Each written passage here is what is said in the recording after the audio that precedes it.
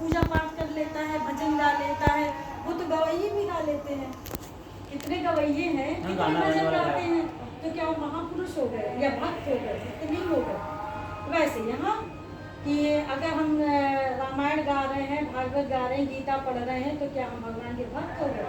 वो तो सब करते रहते हैं, कुछ अपने आप को अच्छा दिखाने के लिए, कुछ आध्यात्मिक दिखाने के लिए करते हैं, लेकिन जो भीतर चीज आनी चाहिए, इसका मतलब सही नहीं कर रहे।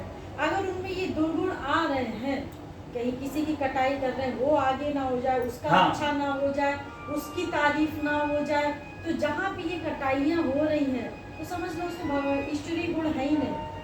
अगर वो वास्तव में भगवान की भक्ति कर रहा है, भगवान से प्रेम कर रहा है, तो उसमें ईश्वरीय गुण भी धीरे धीरे आते जाएंगे। तो ये एक होता है भगवान से प्रेम करना, एक होता है प्रेम का दिखावा करना। ये दो चीजें होती हैं। तो दिखावा करने वाले ज्यादा हैं, वास्तविक जो प्रेम करने वाले हैं उनमें ये चीज है ही नहीं, वो फिर संत कहलाते हैं। कई आप देखेंगे संत परिवेश में भी बहुत दुर्गुण उनमें होते हैं, वही तो कि वो ये दिखा रहे हैं, मतलब दूसरों की कटाई, वो ना आगे बढ़ जाए, वो ऐसा ना हो जाए, वो ऐसा ना हो जाए। क्यों? फिर भगवान की भक्ति हम प्रचार करने चले हैं प्रेम का, और यहाँ हम कटाई कर रहे हैं। प्रेम का प्रचार का मतलब कि सब में प्रेम होना चाहिए, सबसे प्रेम होना चाहिए, सबके भीतर भगवान को देखना चाहिए। अगर हम प्रेम करेंगे भगवान से, सबके भीतर भगवान को देखेंगे, तो एक बात बताइए, उससे द्वेष कैसे होगा? क्योंकि अरे उसके अंदर भगवान बैठे हुए हैं हमारे, हम उससे द्वेष कर रहे हैं, मतलब भगवान से द्वेष कर रहे हैं। तो ये चीज में होती है कि हमने आध्यात्मिक गुण लाने का प्रयास नहीं किया, भगवान की भक्ति का प्रयास नहीं किया, भगवान की भक्ति का ढोंग किया है। और अगर ये बोल दिया जाए कि भगवान की भक्ति का ढोंग कर रहे हो, तो बुरा लग जाएगा किसी को भी। किसी को भी। मैं किसी पर्टिकुलर एक व्यक्ति का नाम नहीं लेती, मैं ये भी नहीं जान रही आप किसके विषय में बात कर रहे हैं, लेकिन जो आप जनरल बात कर रहे हैं उस विषय में बता रही हूँ कि भक्ति का ढोंग करना और भक्ति होने में बहुत फर्क है। भक्ति आ जाएगी तो ढोंग अपने आप समाप्त। मैं ये कहना चाह रहा था, इसके बारे में बोला था, जैसे तुलसीदास जी है, तुलसीदास जी ने रामायण लिखा, कितना विरोध हुआ, कितना विरोध हुआ उनके समय में। तो वही ये देखो, जब संत अवतार लेकर के आते हैं भैया, तो क्या होता है, चाहे भगवान अवतार लेकर के आए, चाहे संत अवतार लेकर के आए, जब कोई संत हमारे सामने होता है, तो क्या होता है कि हमारा मन है माइक, क्योंकि हमने भगवान की प्राप्ति तो नहीं की, तो हम माया के अंडर में, हमारा मन माइक है। तो जब तक हमारा मन माइक रहेगा, तो हम अगर किसी संत को भी देखेंगे, वास्तविक संत की बात कर रहे हैं, या भगवान को भी देखेंगे, चूंकि हमारा मन माइक है, तो हमें वो भगवान भी माइक ही दिखाई देगा, वो संत भी माइक ही दिखाई देगा। अरे ये हमारे तरीके तो बैठता है, उठता है, खाता है, पीता है, सब करता है, वो तो हमसे भी गया गुजरा है, क्योंकि हमें उसमें अच्छाइयाँ बुराइयाँ दिख रही। अच्छा एक बात बताओ, भगवान को लोग क्यों पूछते हैं?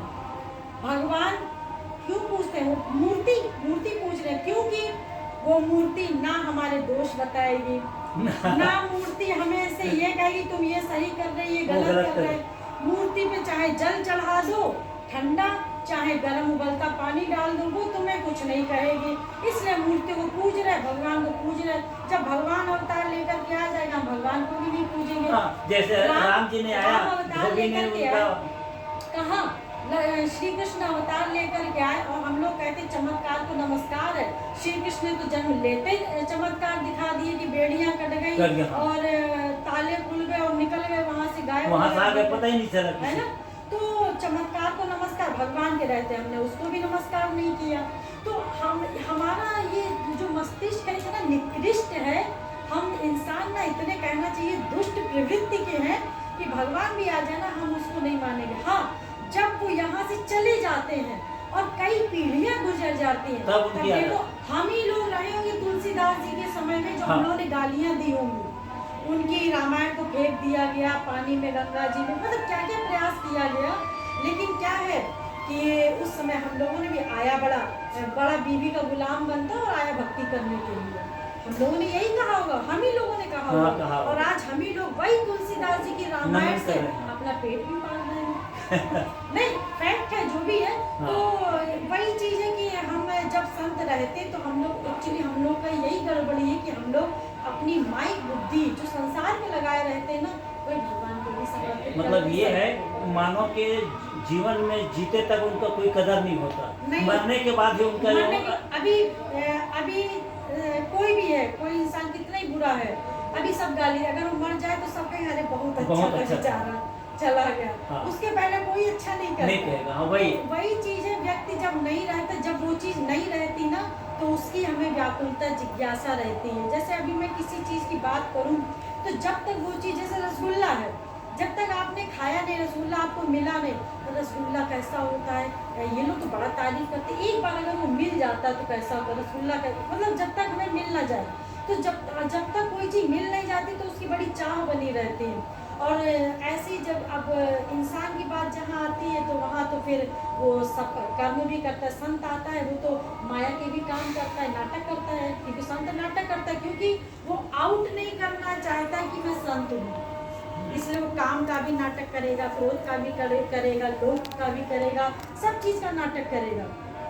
तो हम लोग को लगेगा ये कैसे संत हो सकते हैं, इनको तो पैसों का भी लोभ है, और जो दम्भी होंगे, दुष्ट होंगे, पापी होंगे, उनके पास आप पैसा ले जाके रखोगे, उठा करके आग में जला देंगे, आप लोगों को नहीं, इसलिए बहुत बड़ा महापुरुष है, देखो इसको लोभ ही नहीं है, तो हमने क्या चीज़ नोट की, उसके बाहर में, हमने भीतर नहीं गए ना। जब हम भीतर जाके देखेंगे, उस संत का संग करें, कभी हमें समय मिलेगा ना, मैं महापुरुष की विस्तृत व्याख्या बताऊंगी आप लोगों को। वो भीतर से क्या है उसको हम ऐसे नहीं जज कर सकते, उसका तो संग करना पड़ेगा, तभी पता चलेगा वास्तविक संत है कि नहीं। तो महत्व तो हम इसलिए नहीं देते क्योंकि हमारी